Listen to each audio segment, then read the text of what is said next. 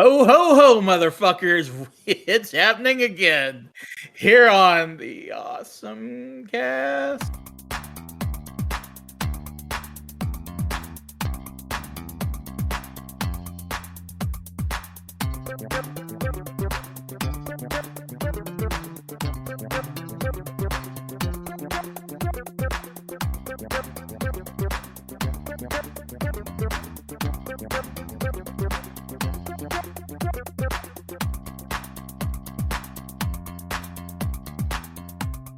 Hello, everybody. Welcome to the OSMcast with an upward inflection, the podcast for everything. Sometimes awesome, sometimes it's this. I'm John, I'm Kevin. I'm Abby. and we're back. We're recording this at the time almost 3 years to the day that we released our first My Santa episode. And this whole time, there's been a second episode, and I've just been holding that card, waiting for the right time to play it, and the right time is now. We're going to be getting into episode 2 of Ken Akamatsu's Itsudatte My Santa, a giant piece of shit and totally unnecessary. Both Ken Akamatsu and the actual episode itself. Especially Ken Akamatsu. Yeah. Remember, everybody, if you want to join the discussion on this and other such important topics, you can join our Discord. You can hang out with us, talk with us. Share your shit. Delve into our character name thread where we posted like 8,000 character names for your D&D needs or whatever else you need a name for. 10 or 20 are even serious suggestions. Some of them. Yeah, some. One out of every 20. And also, support the Patreon. Support the people who make this possible. I don't think I see any of that money. I think that all goes to Basil, but everybody likes Basil, so go give them money. Yeah, I think it mostly goes to keeping the lights on, so to speak. So at least where we're at now. Yeah. So, and also I think you can pay to have Kevin do some shit. Like not sex stuff, but kind of like sex adjacent. I mean, if you want to donate a whole lot to the OSMcast, contact me on privately. But yeah, we're not above sex work. No, we're not. But before we get into all of that crap, let's do some moments of awesome. It's a moment of awesome. The last time the three of us did moments of awesome, I shoved everyone out of the way so I could yell Baldur's Gate as fast as I could. So I'm gonna let somebody else go first. Well, I've recently been playing a game, really recently. Like, I'm filling gaps between a game I'm waiting to come out. But I'm playing a game called Miasma Chronicles, which I think has flown completely under everyone's radar, and maybe rightly so. But it's from the makers of Mutant Year Zero, which only flew slightly less under people's radars. It has a very similar real-time exploration, turn-based combat kind of game, whereas Mutant Year Zero was kind of like the Teenage Mutant Ninja Turtles After the Bomb RPG in game form that you didn't know you needed. Miasma Chronicles takes place in a post-apocalyptic Kentucky, where a guy named Elvis, named for the ancient great king, is trying to, understand bizarre ancient technology that has destroyed the world, and is probably why, the rich billionaires became like a autocratic class controlling the nation. It's got, unlike Mutant Year Zero, it's not as absolutely crushing in difficulty because they added difficulty selection. The combat is highly tactical. If you've got it on normal difficulty setting, you really have to think before you enter a battle. But interestingly, it has a bit of a stealth element, and that if you can find enemies on the fringes of groups, and you have any type of silent attacks, you can take them out without alerting their friends, so you can thin down the numbers, or maybe even take everyone out before they even know you're there. If you're smart, lucky, or, and once the game gives you someone with a silenced rifle and you go, oh, that's what I'm supposed to be doing. In any case, glass bottles are your most valuable resource because you can throw them and have people walk towards them. I got it on a PlayStation sale. I believe it's also available at very least on PC through Steam for sure. It's about $50, but I got it for like about 20 on sale, and I honestly say it's a really solid $20 game. Maybe not a $50 game, but it's been nicely filling a little void in my life as I wait for Warhammer Rogue Trader to come out tomorrow. So, at time of recording. Now that's about that. Abby, how about you? What do you got? I've mainly been playing 14 a lot, all the time. But Hank did show me airplanes, trains, and automobiles. Like, I've actually never seen that before. I've known about it, but I've never seen it, and I actually liked it a lot. I was pretty surprised, because I usually don't like a lot of holiday films that much. They're usually kind of just there to me, but that one was really enjoyable. Like, I actually liked that it did actually feel pretty sweet, but not in like a too corny way. Like, the ending was definitely corny, but it felt like it was definitely earned. But like, it's basically just this guy is trying to get home for Thanksgiving, and he's going on a plane, very like on the line of making it on time from work. And he ends up not being able to get a taxi because he's in New York City, and obviously everyone else is trying to go back home. And this guy, like, he comes over and he's like, oh, this taxi stopped, and he just takes the taxi from him, even though this other guy on the other side was basically bartered with another guy to give him his taxi. And it's just an adventure of them both trying to get home for the holiday. And like the silly, weird, just bad shit that happens. That's funny for us, but not really for them. An excellent pick. I have been into something just about as old. Back in, I think it was October when they did the second Prime Day, I bought the complete collection of the first G.I. Joe series. I've been watching that. I will say, surprisingly watchable in 2023.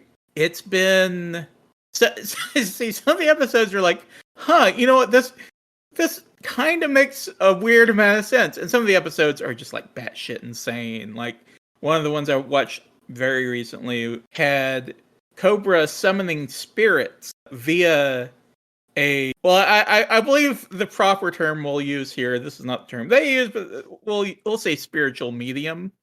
You can kind of guess what the term they might have used might have been.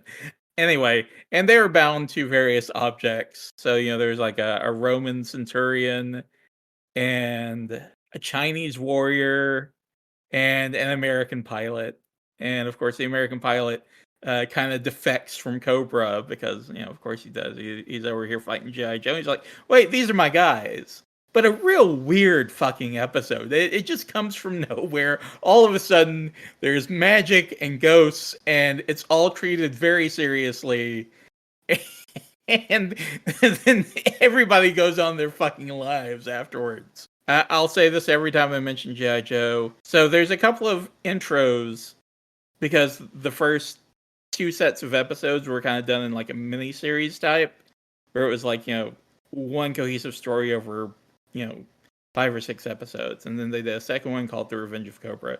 Those each have their own unique intros. Those are not the ones you want to see. The one you want to see is the one that they used for the remainder of season 1, and I don't know how long they used it, but it features G.I. Joe. They're getting on this giant Cobra plane. They set a bomb. The bomb explodes. The plane crashes into the ground. Presumably everybody dies except G.I. Joe runs unscathed from the wreckage through fire, and then the American, red, white, and blue backdrop, drops down behind them, and it's the funniest fucking thing I've ever seen in my life. It's just incredibly stupid. Not unlike what we're going to be talking about today. And if that's not a transition, I don't fucking know what is. So we're gonna just start off with some of the basic stats and info that you need to know. This is based off of the work of shitty Ken Akamatsu, who is a noted manga artist and politician who worked to defend, well, Lolicon. Yeah. Lolly nonsense. Yeah, making sure that shit stayed nice and legal, so that's gross. Super gross. This is a man who now makes decisions that affect the lives of everyone in Japan, and possibly outside of Japan to a certain extent. It also has kids, which, yeah. Someone married him? Yeah, he's married and has Ew. 2 kids. Yeah, it's real gross. I hope whatever woman he's married to just randomly punches him in the face for no reason out of the blue. It's it's what he deserves. Yeah. It is. Yes, I hope art imitates life and he is just constantly getting his ass kicked by his wife. Yes. Yes.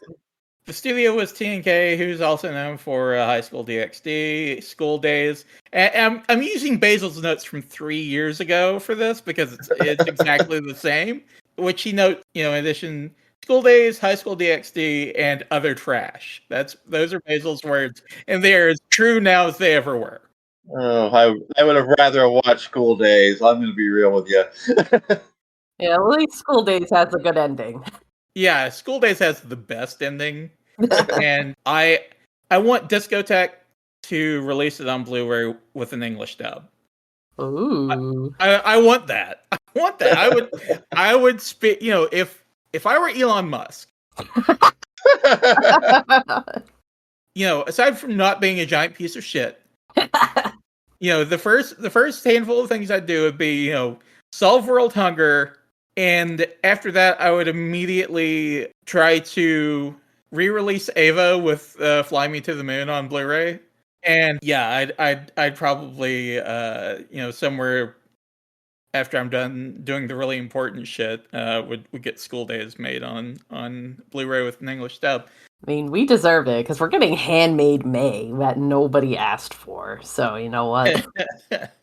I sometimes wonder about a few of those Discotheque choices. There always seems to be one that feels a little bit, someone forced this on you, right? They made you take this as part of a package deal, so you're just going to release it anyways. My neurodivergence is so bad that I am not the person to ask about what's popular or what people should do. I'm just not. If you're listening to this and you really love Handmade May, come to our Discord and tell us that. Yeah, please. The OP slaps. I'll give it that. The OP is really good. We're being unfair to Handmade May. Come and tell us. Yeah. Hey, I rewatched an episode a couple years ago. So I watched the first episode and was like, I can't believe I liked this when I was younger. I loved it when I was younger. It was a favorite of mine when I was 12. We all like dumb shit when we were younger. We all like dumb shit now. Yes. I always tell people it's fine to like something stupid as long as you're willing to admit that it's stupid. Yeah, like me with Aiken. Yeah, like when you start to defend it as something good, that's when there's a problem. I've recently found myself rewatching a lot of Troma Films catalog, and if ever there's a definition of incredibly stupid and terrible but good, it's the filmography of Troma Pictures. Yes. Yeah. What was one of theirs Poultrygeist, Night of the Chicken Dead? Was that Yes, Troma? it was. So. Oh my god. I met the dude who did a bunch of Troma stuff at Dragon Con the one time I went.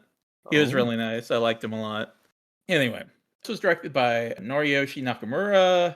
Don't know what he's been up to in the last 3 years, but he apparently did some storyboards for other series. And I'm not gonna do the full rundown of everybody. They probably don't want to be mentioned. Yeah, I do remember going through a little bit of the animators and realizing a couple of them have a couple of the animators also worked on Gurren Lagann and a couple other Trigger projects. Well, okay, Gurren Lagann wasn't Trigger, but I mean it's basically the same people. It wasn't, but it definitely was. Yeah. But it's and that's but that's two of them. That's two of the animators. And they list about a dozen. And most of them do not have faces next to their names on whatever anime staff lookup thing does that. So I just assumed they did nothing else of note. I mean, the animation was not the best for this, so I'm not surprised. I am going to briefly mention the voice cast here, particularly the English dub. We have Santa, who is played by Chris Burnett. He, if you didn't catch the first one, he was a kid that was born on December 24th. His parents named him Santa, and then they promptly abandoned him. To go live with other children. Yes. Yeah, so he basically gets abandoned by his parents. They're just like, we're going to help other children, not you, though. As they help these other kids who are ostensibly orphaned, but they orphaned their own fucking son and left him in Japan. Yep. Granny helped raise him, but he was mostly just by himself, a miserable little shit for the first 15, 16 years of his life until our protagonist Mai shows up. She is voiced by Brittany Karbowski, who I have a very funny secondhand anecdote about that I'll share offline. Because, first of all, it's secondhand, and while I absolutely believe it to be true, it's still secondhand. It's weird when I realized in Japanese she's voiced by Aya Hirano, and it's like, wow, that's early Aya Hirano role. Wow. Yeah, I will say it's nothing bad about Brittany Karbowski. It's just funny. And not something that I would freely circulate without firsthand knowledge and approval by the person, because it is kind of an embarrassing story, but nothing nothing cancelable. Yeah, nothing cancelable. Unlike the voice of Shari, Alison Victorin, who, if you want to go for a ride, read her Wikipedia and go check out her Instagram. Oh no! If you need more selling on going and checking out her Wikipedia, I have 2 words: January 6th. Oh no! I feel like I made another mistake by watching it in Japanese yet again. Yeah, I watched it in Japanese too. I don't know if the thing the One Piece I got even had it in English. I listened to a couple bits in English and also weirdly Italian, because apparently the source of the that I got was originally Italian. Because this is a hard anime to track down. This actually is a hard anime to track down. Yeah, so we got the same one. Yeah, it's very hard to track down. It is one of the gems of my anime collection, because I do own the very rare English US release. If you don't already know, it was quickly recalled because the back cover had a rating of TVPG printed on it instead of TVMA, which God. big whoopsie. Funimation immediately recalled it. I'd say in a sane world it would be TVPG, but it does have some boobies, so it does, and panty shots. Yeah. There is a good amount of nudity and fan service, and Funimation originally planned to release a corrected version the following holiday season, but never did. So I came across it in a used bookstore, bought it, and I was like, oh shit, this is both terrible and amazing, because you cannot find it. So yeah, Alison Victorin voices Sherry. She is another obnoxious Santa Claus, like Mai. They grew up together, but then they were in separate classes and they fight all the time.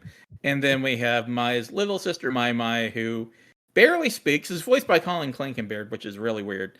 Didn't need to be there at all. It was basically just there to be Ken Akamatsu's lolly.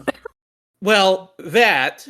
Yeah. And she exists strictly as a plot contrivance, which we will get into at a later point. Right. And then there is one of their teachers, Miss Noel, who I believe is voiced by Stephanie Young under an alias, which I don't believe. Yeah, fair. Yeah, I realized the teacher was named Miss Noel. I have to admit, I actually chuckled a little bit, but yeah, that was like one of the few jokes that worked for me. Yeah, it's one of the few that landed. And then there's the star of the show, Pedro the reindeer. The only good fucking thing about this show is Pedro. Yes. So this is probably going to be a short episode, because this is a 30-minute OVA. Like, this is, oddly enough, not mostly at Christmas. It's No. just kind of, it's like mostly at a beach. Yeah. So before we dive into like what little meat is on this bone, give me just like your general take on this. Like, give me your general overview on this. Oh, God. Because I found it to be excessively unnecessary in Yeah. every way, shape, and form. And also, and this is an achievement. It is notably worse than the first one. Yeah.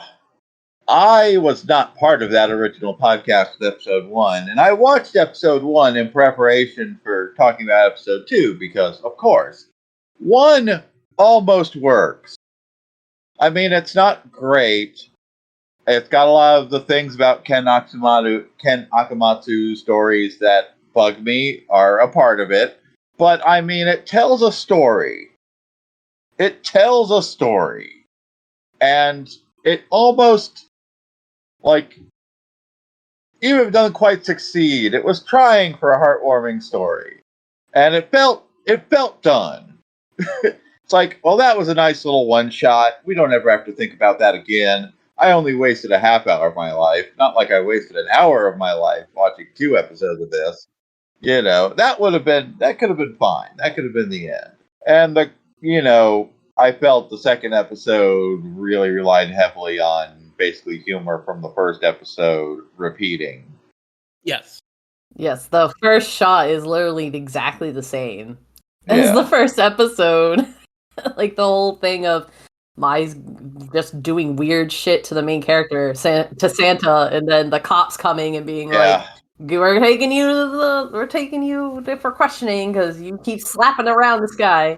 The only Santa power I genuinely respect is the apparent escape from the cops power. Yes, that's a good one. That's a useful power. Yeah, the ACAB power there. Yeah, it's note for note the first, like 2 minutes. In the dub, I don't know about in Japanese, but in the dub, the cops say the exact same thing both times. Like, yeah, tell it down to the guys at the station. I'm not even sure why they're hauling her off, to be terribly honest. But because she's just slapping people around. Yeah, she was slapping him around. Yeah. It's like the one time the cops were doing their jobs. Like, oh, someone got assaulted. We actually have to stop that. Maybe I'm just too used to anime tropes. I'm like, I don't know. It's like just a girl beating up a guy. That's like, every day in Japan, right? Especially Ken Akamatsu. That's like everything is a woman just beats the shit out of some guy. Oh, see, that's what really bugs me about Ken Akamatsu stuff is just I'll admit his male protagonists are dumbasses who are typically behaved in a stupid manner, but generally speaking, they get their asses kicked for basically no reason whatsoever. Constantly. Like, take Ranma 1/2. Ranma 1/2 gets his ass beat by women all the time, but he's got an asshole streak. He usually had it coming. Yes, he usually deserves it. Like, there's a difference. Sometimes it's a little overly aggressive ass kicking. Like, maybe he didn't deserve the whole ass kicking, but maybe it's disappropriate retribution, but he was asking for it.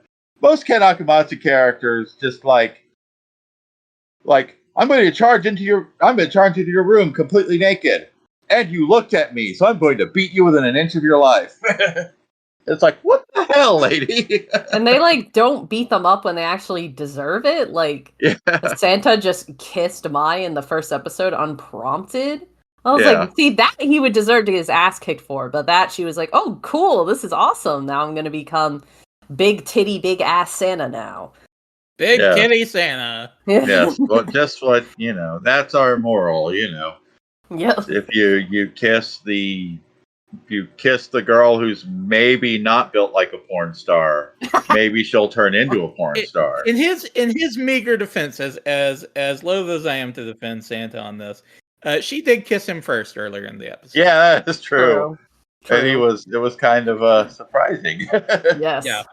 Yeah. Anyway, this takes place 6 months after the original. So that's why so much of it takes place at the beach, because they're in the middle of the fucking year.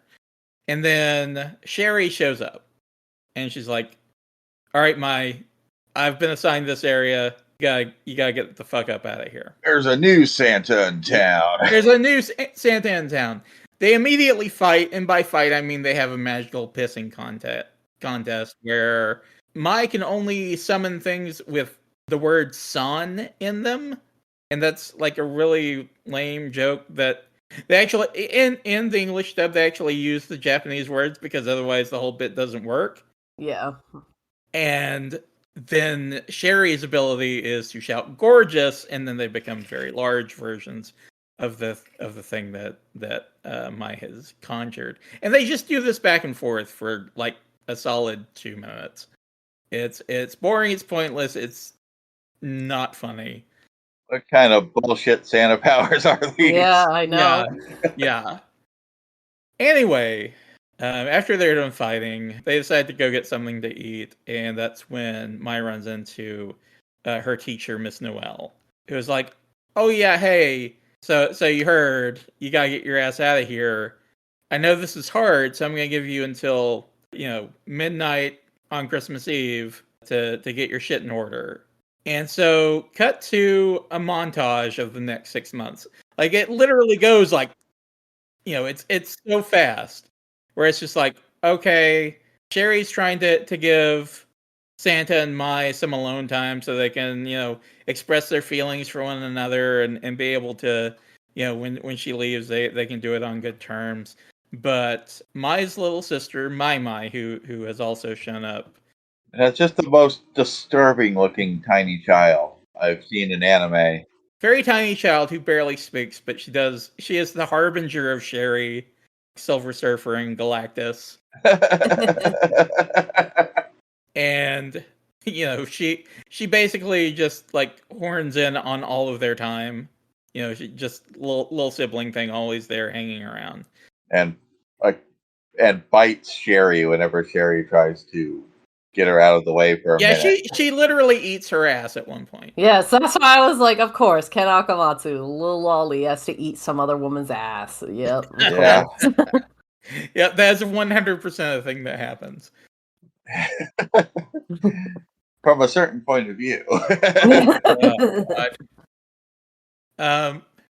So, all of a sudden it's Christmas Eve. They still haven't fucking said anything of note to one another, and Sherry's still trying to like set things up for these two so they can have a good, conversation before Mai has to go back to the North Pole and finish her Santa training under Master Yoda or whoever the fuck. Master Claus. Yeah, Master Claus. Who teaches that is the weird honestly, that there's just a whole fleet of Santas actually is one of the better explanations for how do you get gifts to children all over the world. Yeah, well, there's a multiple of them. It's a shame it's not in a smarter anime. It is. It's in Those Who Hunt Elves. This isn't even an original idea. Those Who Hunt Elves did this exact same thing. Well, I guess I should have watched Those Who Hunt Elves. I mean, it's not Citizen Kane, but it is, it's fine. It's definitely funner than this. Yeah, it's a 90s ADV anime where they tried to sell as being way more titties than there were. Of course. ADV sold a lot of false bills of goods on promises of titties that, never quite materialized. Those were the days. Yeah, those were the days. So, it's Christmas Eve. Mai still hasn't expressed her feelings to Santa. And, finally there's just this moment of reckoning, like, okay, dumbass, you're about to leave, you gotta say something. And so, they finally start to talk. And, it's about to strike midnight. And in a very uncomfortable scene, Sherry and Mai transform and decide to stop time so that they can do like this entire evening that Sherry has planned for the two of them, before it turns midnight. Now, I don't know how the fuck they actually go to dinner when everything and everybody is frozen. It does show them sitting at a table in a restaurant with a bottle of wine. So I don't know what the fuck happens there. And how did they go to an amusement park? Like, if none of the rides can move, you're just kind of walking around. Yeah, yeah. So there was a lot of that and a lot of questions of how this works that are not at all answered. And then, time restarts, she says her goodbye, and, she transforms into her voluptuous Santa, titty Santa form, and flies off with Pedro, our Lord and Savior, back towards the North Pole, and then the credits roll. And that would be kind of a bittersweet ending, right? That'd be like, oh, that kind of sucks, but it was kind of touching. And they vowed to meet again one day. And they vowed to meet again one day. But then, I mean, she's going to Santa Claus school. Once she gets out of Santa Claus school, she can just come back. Yeah, right. Yeah, she's just got to finish the next 2 years. Only for, at the end of the credits, Miss Noel to show up at Santa's door with Mai in tow, literally. And she throws her at them and says, "What the hell is this crap? You're supposed to send Mai, not Mai." And Mai's name is written on this work order, Mai squared, like they do with like Pen. I can kind of see where the oversight came from. yeah. But that was the whole joke. That was the whole reason Mai was there. Was just so they could do this fucking lame ass joke. And it doesn't even work with like the whole conversation between Mai and Miss Noel earlier. Just like, yeah. Yeah, that's not the conversation you would have had if you just wanted her to send her sister back. it would have meant that Miss Noel was also just as confused as them, but then also basically made fun of them for being confused. And it's like, well, you were also confused, because why else would you have that conversation? Well, rule number 1 in gaslighting: don't admit that you're wrong. And even that is not the My Santa 2's biggest sin. Like, completely nullifying like the heartwarming moment at the end. Its biggest sin is teasing a third episode that actually looks kind of baller. Yeah, Pedro becomes a mech. Like, I was like, that looks sick. I wanted to see that. Giant transforming reindeer robot that I swear looks like a Go Nagai design. I cannot confirm this. I tried to find out. He did not respond to my DMs. or Masami Obari.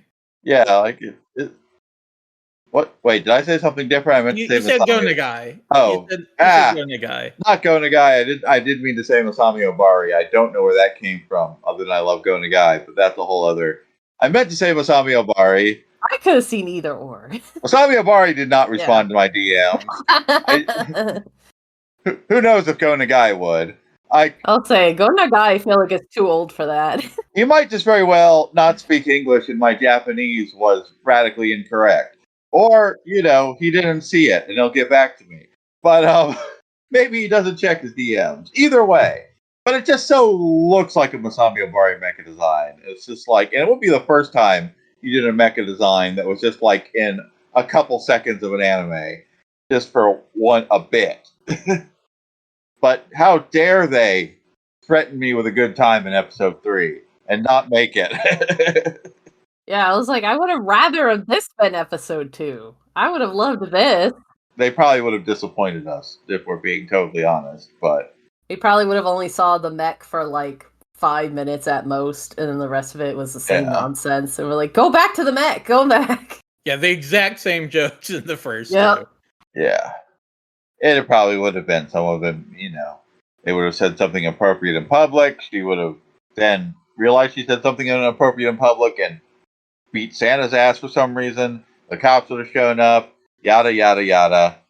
She'd either have another sister or another school friend.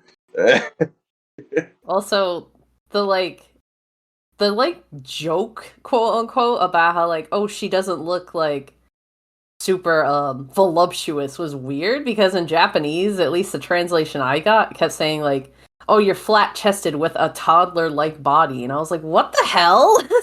So weird. She looks like a pretty normal. Yeah. I think she's supposed to be 15, right? Yeah, she looks like a normal teenager. Like a pretty normal 15-year-old, at least as far as an anime character can. Yeah, and they kept being like, she's flat chested, and I'm like, I mean, her boobs look pretty average to me. That's another thing about anime is if boobs are average size, that means flat. It's either huge or there's nothing. There's That no just middle goes ground. back to my Lena inverse Lum comparison, where within Slayers, Lena inverse is constantly referred to as flat chested, and Lum within Urusei Yatsura is referred to as more than once as busty, Yes. at least in the original show, especially when early episodes. I'm pretty sure they have the same size breast, I think so. like approximately. I mean, I'm sure there are measurements online. Probably. That's the other weird thing is you can always find the boob measurements. Yeah. Yeah, you can always get bust, hips, and waist. Yep. These are very important facts you need as an anime fan about your favorite characters. That's right. And I also just found it weird that like they lived together for 6 months and they had feelings for each other because this is Ken Akamatsu. Of course they do.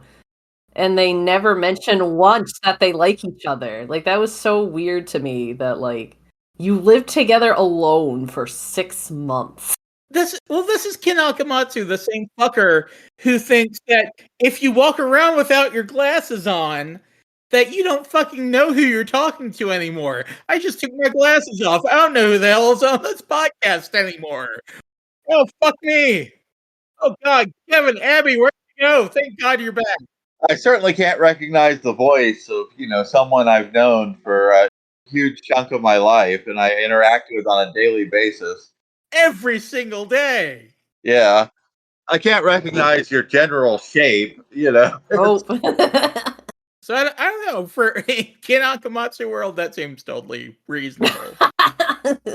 Or like that it also bothered me that like this is more of the first episode problem, but like Santa was kind of just like, I'm lonely and nobody spent time with me, but then it was obvious he had his grandmother, and then he had all these friends who kept inviting him, and he kept not going. Near the end of the episode to tell you, like, dude, you've got friends. They like you.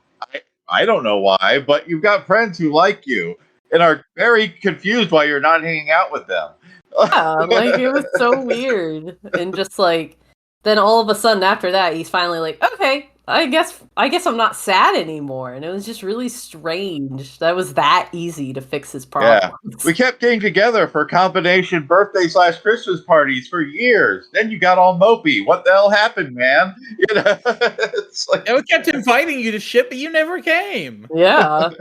I mean, I get being bummed his parents abandoned him for a bunch of other kids. He wasn't enough for them. Yeah. They needed like 12 other orphans. They need more orphans. Yeah. I think his parents may have killed all their parents, honestly. it's probably a tax dodge. That's why Yakuza open orphanages. That's Yeah, and like the parents don't get brought up again in the second episode. They kind of are just like, yeah, oh, really, they don't. It's done with. We don't care about them anymore. Yeah, I resolve the issues with my parents, so it doesn't matter if I see them again or talk about them ever. I'll have 7 kids by the time I see them again. Yeah, it was also weird that they tried to frame it like, see, his parents are good people. They take care of orphans, and it's like, okay, but like they still abandoned their child and never came home to see him for years. Like you couldn't make time at all to come for like a weekend or something, even if it wasn't Christmas, just like at all. A weekend or fly him out to wherever you are. You've apparently decided to settle down in whatever non-specific country this is with your orphans. Yeah. Why not get your son out there? Yeah. All white orphans. Let's point this out. Yes, true. Abandon my ball. I have no idea where they might be. I don't think it was America. They don't care that much about orphans. They just want to force us to have kids. And then after the kids are out, they're like, whatever. They're taking care of all of these unloved orphans in this backwards country called America. I bet it was probably like, I don't know, somewhere in Europe, probably. That's the money's vibe on I South got. America, actually. Just, if I had to pick a place. South America true. somewhere. Like, I feel like somewhere in, like, somewhere in Southeast Asia would be the logical thought. But like once again, these are weirdly white-looking kids. Yeah, they're all white children. I also wonder if they're like those religious people who like they go to other countries to like take care of, orphans and poor children and families. I wonder if that's what their thing is. There's a big Presbyterian community in Japan, weirdly. Even though every anime Christian you run into is almost inevitably very Catholic looking. Yeah. Like, first, they really actually have a bigger amount of Presbyterians in Japan. And I don't know, they're about the missionary work sometimes. Yeah. That'd be weird if his parents were just like really weird religious folks. But I mean, it would make sense with naming him Santa too.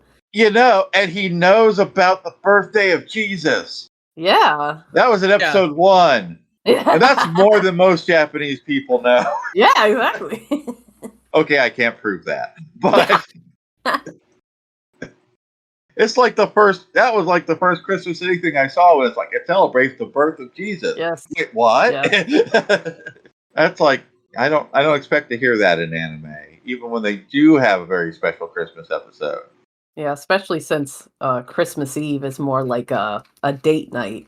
I think it's like a romantic thing more than a family event. But ultimately, I think these holes are largely explained by just Ken Akamatsu is not a very good writer. Yes. If you think we're being too hard on Ken Akamatsu, come to our Discord and tell us, but be prepared for us to tell you you're wrong. Yeah, I'll say that we're not going to back down on. I'm willing to hear your arguments on Handmaid May, but Ken Akamatsu is a trash author. Fight me. Yes. And a very terrible person, to be honest. Well, folks, that's all I got on this pile of shit. Let's do Awesomes out of Awesome. Ho, ho, ho, out of Awesome, I guess. I'm going to give it my out of Awesome. That's a much better anime. That's a hentai. It's a much better anime. Damn. Oh, God. That's a reference. Yeah. Woo! I give it one completely unnecessary piece of garbage out of Awesome. All right, guys. Thank you for listening. Happy holidays. Watch a real Christmas anime like Gundam 0080 War in the Pocket. Yes, that's a good one. No. Yeah. Hit us up on social media. OSMcast, OSMcast. On pretty much all social media, and check us out on YouTube. You can even listen to this maybe on our YouTube page, and we are, as always, edited by the lovely, sexy, talented Anna Burchekas. Anybody else got anything before we sign off? I will say, if you want to watch a good Christmas anime thing, watch Tokyo Godfathers. That's also a very good Christmas. And we did an OSMcast episode on that at some point. To me, that's like the best Christmas movie ever of all time. Like, it really, I want to say, like, gives the Christmas spirit without it being, like, shoved in your face like a lot of Christmas movies are. And it felt very earnest and earned. So I definitely recommend that. I'm gonna go get my bucket of KFC for Christmas. And, yeah. I'll catch you guys next time.